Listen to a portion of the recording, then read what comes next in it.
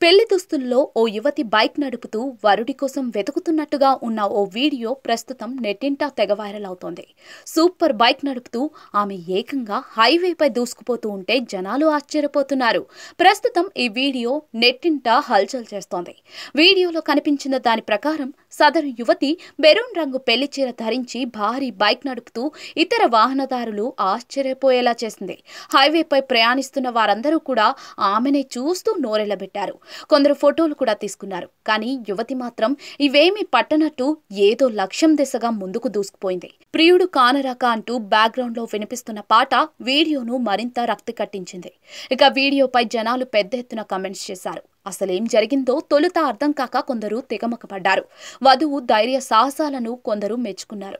పెళ్లి దుస్తుల్లో ఉన్నా కూడా ఆమె ఒంటరిగా ఈ సాహసానికి దిగడం కూడా జనాలను ఆశ్చర్యపరిచింది. దీంతో వారు ఆమె భద్రతపై ఆందోళన వ్యక్తం చేశారు.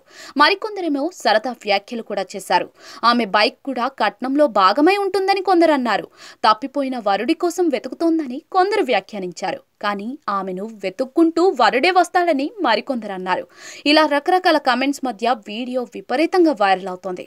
మరి దీనిపై మీరు ఓ లుక్కేయండి. అయితే సోషల్ మీడియాలో ఆమె వీడియోలు తరచూ చూసేవారు మాత్రం అసలు విషయాన్ని విడమరిచి చెప్పారు. నెటిజన్లు చెబుతున్న దాని ప్రకారం ఆ యువతి పేరు తుమా పాషా.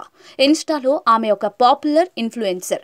ఆమెకు ఏకంగా 2.36 లక్షల మంది ఫాలోవర్లు ఉన్నారు. సాహసోపేతమైన కంటెంట్ పోస్ట్ చేయడం ఆమెకు అలవాటేనట.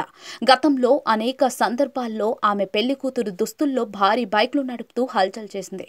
ఇక తాజాగా వీడియోకు ఏకంగా 81.7 లక్షల వ్యూస్, 13 లక్షల లైక్లు, 23,000 షేర్లు వచ్చాయి.